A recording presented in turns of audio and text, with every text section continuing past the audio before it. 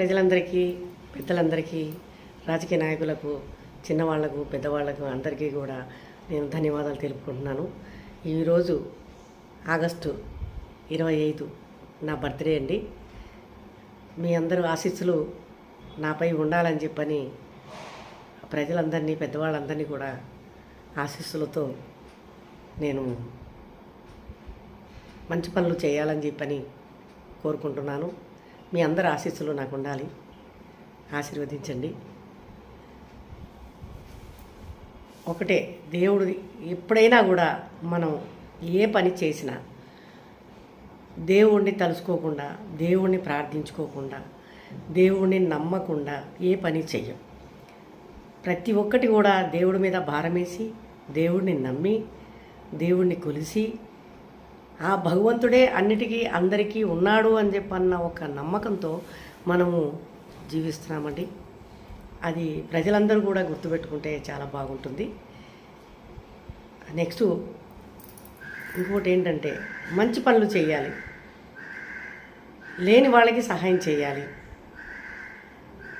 ఉన్నవాళ్ళు కూడా దాచిపెట్టుకొని కోట్లు చాలామంది అసలు లెక్కలేదు, కోట్లు దాచిపెట్టుకొని, బాక్సుల్లో పెట్టుకొని, డబ్బాల్లో పెట్టుకొని, గోడల్లో పెట్టుకొని, పెట్టెల్లో పెట్టుకొని, అన్ని రకాలుగా ధనాన్ని దాచిపెట్టుకొని దాన్ని వృధా చేస్తున్నారు.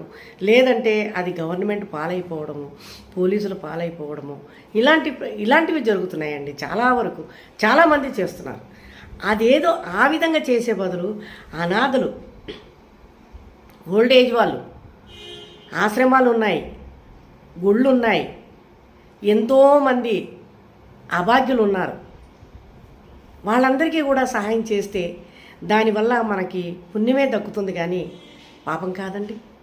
చాలా వరకు ఈ విధంగా ధర్మాలు దానాలు చేసి మంచి పేరు తెచ్చుకొని 10 రోజులు బతికేవాడు 20 రోజులు బతికేలాగా వాళ్ళ మన్ననను పొంది, వాళ్ళ ఆశీర్వాదాన్ని పొంది చల్లగా నూరేళ్ళు బ్రతకాలన్న ఆలోచనతో మనిషి ముందుకెళ్ళాలి. కానీ నువ్వు కోట్లు పెట్టుకుంటావు ఇంట్లో, దానివల్ల మనసులో ఎప్పటికీ భయమే.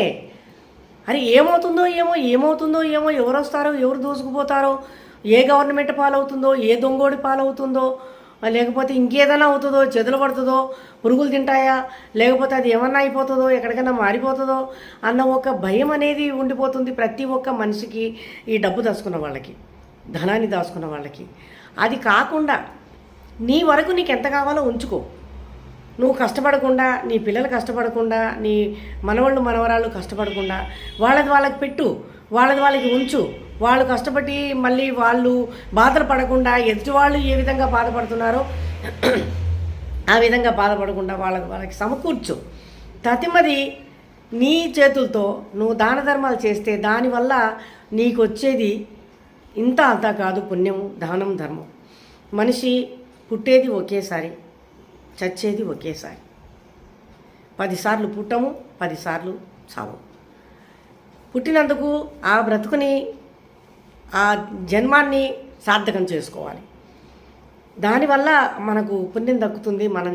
మనకు పుట్టిన పిల్లల కాడించి కూడా వాళ్ళకి పుణ్యం దక్కుతుంది. ఎవరు చేసిన పుణ్యమో నీకు వచ్చింది అని అంటారు పెద్దవాళ్ళు. మీ తాతలు ముత్తాతలు చేసిన పుణ్యమే నీకు వచ్చిందిరా అంటారు. ఆ విధంగా మనిషి బ్రతకాలి అనేది ఆలోచించాలి. కానీ కోట్లు దాచిపెట్టుకొని, కోట్లు మురుగబెట్టుకొని దేనికోసం ఇంత తాపత్రయపడతారండి ప్రతి ఒక్కరు కూడా? ఎందుకు ఈ విధంగా నాశనం అయిపోతుంది దేశం అనేది? ఉన్నవాడు ఉండి ఏడుస్తున్నాడు, లేనివాడు లేక ఏడుస్తున్నాడు. ఉన్నవాడు కూడా దరిద్రాన్ని అనుభవిస్తున్నాడు. ఎందుకని దరిద్రం అనుభవిస్తున్నాడు? వాడు ధైర్యంగా ఖర్చు పెట్టలేక. లేనివాడు లేక దరిద్రం అనుభవిస్తున్నాడు, ఎందుకంటే వాడి దగ్గర లేక. కానీ ప్రతి ఒక్క మనిషి కూడా ఆలోచించాలి, ఎందుకు ఈ విధంగా జరుగుతుంది, ఎందుకు ఇలా జరుగుతుంది, దీనివల్ల మనకి ఏంటి ఒరిగేది, మనకు వచ్చే లాభం ఏంటి అనేది ఒక్కసారి ఆలోచించాలి. మీకు పుట్టినరోజులు వస్తాయి, మీ మనవాళ్ళ పుట్టినరోజులు వస్తాయి, వాళ్ళ పిల్లల పుట్టినరోజులు వస్తాయి, మీ ఇంట్లో ఫంక్షన్లు జరుగుతాయి. ఆ ఫంక్షన్లు అప్పుడు 100 మందికి పెట్టేది 500 మందికి పెట్టండి. ఆ రోజు కనీసం బట్టలు దానం చేయండి, లేకపోతే చిన్న గిన్నెలు ఏమన్నా దానం చేయండి. ఆ విధంగా దానం చేస్తే చాలా చాలా కూడా మనకి పుణ్యం దక్కుతుంది, మనం బాగుంటాం. అది ఆలోచించుకొని కొంచెం ప్రజలందరూ కూడా ఉన్నవాళ్ళు ముందుకెళ్ళి లేని వాళ్ళకి సహాయం చేయాలన్నది ఆలోచించాలి. ఇప్పుడు రేవంత్ రెడ్డి ఏదో చెప్పాడు, ఆడవాళ్ళందరినీ కోటీశ్వరం చేస్తానని. అది అయ్యే పని కాదు. లోన్లు ఇస్తానంటున్నారు, నారీ లోన్ అంటారు, ముద్రా లోన్ అంటారు, దానికి 12 వంకలు పెడుతున్నారు. ఆ వంకలన్నీ తీర్చుకోవాలంటే ఆ బ్యాంకుల చుట్టూ తిరిగి తిరిగి తిరిగి తిరిగి కాళ్ళు చెప్పులు అరిగిపోతాయి, డబ్బులు అయిపోతాయి. టికెట్ ఫ్రీ అని 10 సార్లు పోలేముగా, ఇంటి సంసారం ఇల్లు పిల్లల్ని వదిలేసి. ఇవన్నీ అయ్యేవి కావండి. ఎందుకంటే అనుభవంతో చెప్తున్నాను నేను. ఇవన్నీ అయ్యేవి కావు. దానికి ఐటీ రిటర్న్ అంటాడు, అదేది దాని పేరు ఏదో ఉంది, ప్రతి ఒక్కటి కూడా చేయించాలంటాడు. వాటికి అన్నిటికీ కూడా డబ్బులే ఖర్చు అవుతాయి. ఐటీ రిటర్న్ అంటాడు, మళ్ళీ ఆధార్ కార్డు అంటాడు, ఉద్యమ రిజిస్ట్రేషన్ అంటాడు, ఇదే ఉద్యమ రిజిస్ట్రేషన్ అంటాడు.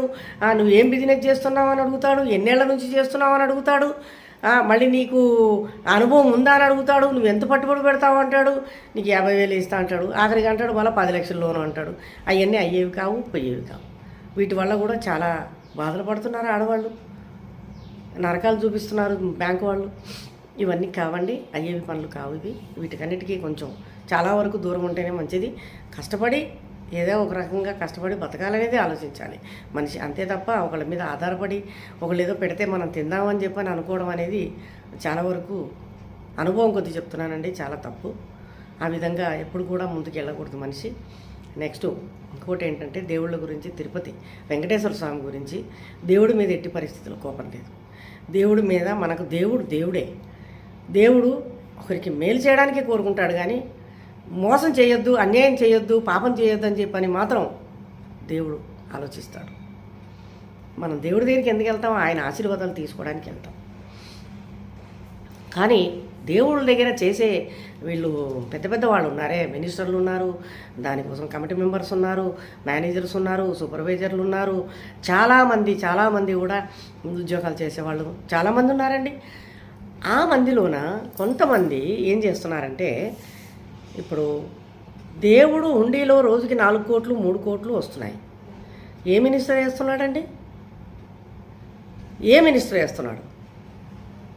ఎంతమంది మినిస్టర్లు ఉన్నారు వేయడానికి హుండీల్లో డబ్బులు? మినిస్టర్లు వేయటం లేదు, అంత ప్రజల డబ్బే. ప్రజలే 10 రూపాయలు వేసినా కూడా 1,00,000 మంది వేస్తే ఎంత అవుతుంది? మీరు ఆలోచించండి. ఎంతమంది వస్తున్నారు దేవుణ్ణి చూడడానికి? నేను బాగా గమనించాను, చాలా అబ్జర్వ్ చేశాను, చాలాసార్లు వెళ్ళాను తిరుపతికి. ఎక్కడం కూడా 4 సార్లు నడిచెక్కాను. ప్రతి ఒక్కరు కూడా పెద్ద పెద్ద వాళ్ళు వస్తేనేమో ఆ గడస్తంభం ఉంటుంది దేవుడి గుడి ముందర, అది ముట్టుకోవడానికి ప్రజలకు హక్కు లేదు. కానీ పెద్ద పెద్ద వాళ్ళు వస్తే మాత్రం ముట్టుకోవడానికి హక్కు ఉంది. ఇప్పుడు డబ్బులు హుండీల్లో అన్ని లక్షలు పడుతున్నాయి అని అంటే ప్రజల వల్ల పడుతున్నాయా, మినిస్టర్ల వల్ల పడుతున్నాయా? రేవంత్ రెడ్డి వచ్చినా పోయి దాన్ని తాకుతాడు, కిషన్ రెడ్డి వచ్చినా తాకుతాడు, రాజీవ్ గాంధీ వచ్చినా తాకుతాడు, కేసీఆర్ వచ్చినా తాకుతాడు, హరీష్ రావు వచ్చినా తాకుతాడు. అంటే వీళ్ళు ఎన్ని కోట్లు ఇస్తున్నారు తిరుపతి దేవస్థానానికి? ప్రజలు ఎన్ని కోట్లు ఇస్తున్నారు? ఈ దేవస్థానం వాళ్ళు ఆలోచించరా? ఈ ఎండి ఎవరైతే ఉన్నారో, ఎవరైతే ఉన్నారో వాళ్ళు ఆలోచించరా? వాళ్ళు వస్తేనేమో ఆ స్తంభం చుట్టూ తిరగడానికి తాళం వేసేసి తీస్తారు.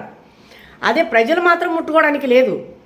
ప్రజలు ముట్టుకొని దండం పెట్టుకుంటే అది ముఖ్యమైనదనమాట. దేవుడి కంటే కూడా ఆ ఎదురుగుండున్న గడస్తంభము చాలా ముఖ్యమైనది.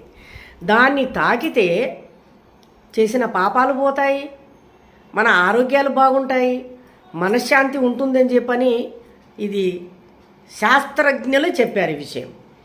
అలాంటిది ప్రజలు ముట్టుకోకుండా దానికి తాళం పెట్టి పెద్దవాళ్ళు వచ్చినప్పుడు మాత్రమే మీరు అది ఓపెన్ చేయడము, అది ఎంతవరకు ధర్మం అండి? పెద్దవాళ్ళు మాత్రమే వేస్తున్నారా ఉండిలో డబ్బులు? ప్రజలు వేయటం లేదా? ప్రజలు మనుషులు గారా? వాళ్ళకి మనసు లేదా? మానవత్వం లేదా? ఎన్ని కోట్లు పడుతున్నాయండి ప్రతిరోజు? ఏం చేస్తున్నారా కోట్లన్నీ? దేవుడికి ఖర్చు పెడుతున్నారా, లేకపోతే దయ్యాలకు పెడుతున్నారా? అర్థం చేసుకోండి. మీరు దేవుడికే పెడుతున్నారు, ప్రజలకే పెడుతున్నారు. అక్కడ చేసే వాళ్ళకి ఉద్యోగాలు కావాలి, ఉద్యోగాలు చేసే వాళ్ళకి కావాలి, అక్కడ పూజారులకి కావాలి, అక్కడ పెట్టే అన్నదానాలకి కావాలి, అక్కడ అయ్యే ఖర్చులకన్నిటికీ కూడా దేవస్థానం డబ్బులే, కాదంటం లేదు. కానీ అందరినీ ఒకలా చూడాలి. భగవంతుడు దృష్టిలోన అందరూ మనుషులే, అందరూ మానవులే, అందరూ కూడా ఆయనను మొక్కేవాళ్లే, ఆయనను చూడాలని వెళ్ళేవాళ్ళే. ఇందులో మోదీ ఏమి స్పెషల్ కాదు, రేవంత్ రెడ్డి ఏమి స్పెషల్ కాదు, కిషన్ రెడ్డి స్పెషల్ కాదు, ఈటల రాజేంద్ర స్పెషల్ కాదు, కేటీఆర్ స్పెషల్ కాదు. ఎవరైనా కూడా అందరూ మనుషులే. కాకపోతే పదవులు హోదాలు వేరే ఉన్నాయి. కానీ దేవుడి దగ్గరికి వెళ్ళిన తర్వాత అందరూ ఒకటే. ఇది గుర్తుపెట్టుకోవాలి, ప్రతి ఒక్కరు కూడా ఇది గుర్తుపెట్టుకోవాలి. దేవుడి దగ్గరికి వెళ్ళిన తర్వాత అందరూ ఒకటే. అందరినీ ఆ భగవంతుడు సృష్టించిన వాడే. ఆ భగవంతుడు పుట్టిస్తేనే మనం పుట్టాం. ఆ భగవంతుడు ఏది చూపిస్తాడో అదే చేస్తున్నాం.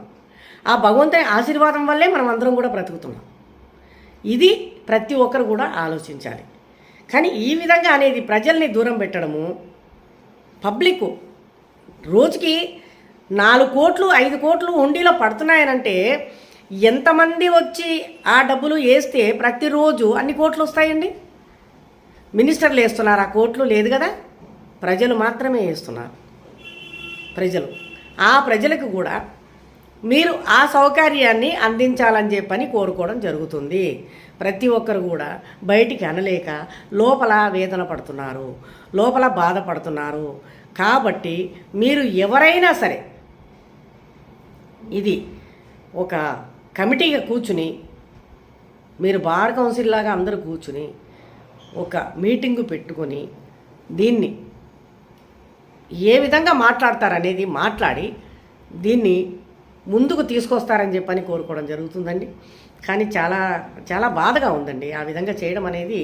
చాలా బాధగా ఉంది. ఇది కరెక్ట్ కాదు, ఇది పద్ధతి కాదు అని అనిపిస్తుంది మనసుకి. కానీ చాలా చాలా చూస్తున్నాము.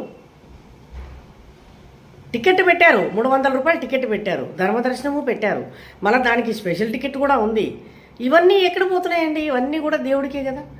కాబట్టి దేవుణ్ణి చూడడానికి అదృష్టం లేని జీవితము, అదృష్టం లేని కళ్ళు, అదృష్టం లేని బ్రతుకు ఎందుకండి?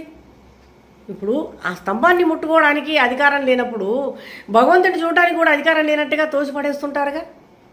కరెక్టే, తోసిపడేస్తారు. అక్కడే నిలబడి మొక్కితే వెనకాల లైను ఒత్తిడిగా ఉంటుందని చెప్పని చూసుకుంటూ వెళ్ళిపోవాలి. అది ధర్మత, అది ఒప్పుకుంటాను నేను. కానీ ఈ స్తంభాన్ని ముట్టుకోకుండా ఉండడం అనేది ప్రజలకు కూడా ఆ సౌకర్యాన్ని కల్పించాలి. నెక్స్ట్ తిరుపతిలో చేయాల్సింది ఏంటంటే మెయిన్ ద్వారం నుంచి మీరు అక్కడి నుంచి తోసుకొని పోకుండా లిఫ్ట్ లాంటిది పెడితే ఆ లిఫ్ట్ అలా జరిగి జరిగి జరిగి జరిగి దేవుడి ముందు నుంచి అలా దండం పెట్టుకుంటూ అలాగా బయటికి వెళ్ళిపోతుంది. ఇది ఎప్పటి నుంచో అంటున్నారు కానీ అమలు పరచట్లేదు. కారణం దేనికి, ఎందు గురించి మీరు అమలు పరచట్లేదు? ఇది అమలు పరచాలి, కంపల్సరీ ఇది అమలు పరచాలి. ఇది అక్కడ ఎప్పుడైతే ద్వారం లోపలికి ఉంటుందో, ఎంట్రీ ఉంటుందో, ఆ ఎంట్రీ ఉన్నప్పుడు స్లోగా పెట్టారనుకోండి, అలా వచ్చి ఇలా తిరిగేసి ముందు రైట్ తిరిగిన తర్వాత లెఫ్ట్ తిరిగిన తర్వాత మళ్ళీ లెఫ్ట్ తిరిగేసి అలాగా లిఫ్ట్ వెళ్ళిపోతుంది. బయటికి వెళ్ళిపోగానే దిగేసి వెళ్ళిపోతారు. ఈ సౌకర్యాన్ని పెట్టాలని చెప్పని గుడి పెద్దవాళ్ళందరినీ కూడాను, మినిస్టర్లందరినీ కూడాను కోరుకోవడం జరుగుతుందండి. దయచేసి ఆ స్తంభాన్ని కూడా ముట్టుకోవడానికి కొంచెం మీరు సహకరిస్తే చాలా బాగుంటుందని చెప్పని కోరుకోవడం జరుగుతుందండి. తప్పులేమన్నా ఉంటే క్షమించండి. నా పేరు నేను ఇంకా చెప్పలేను. ధన్యవాదాలు.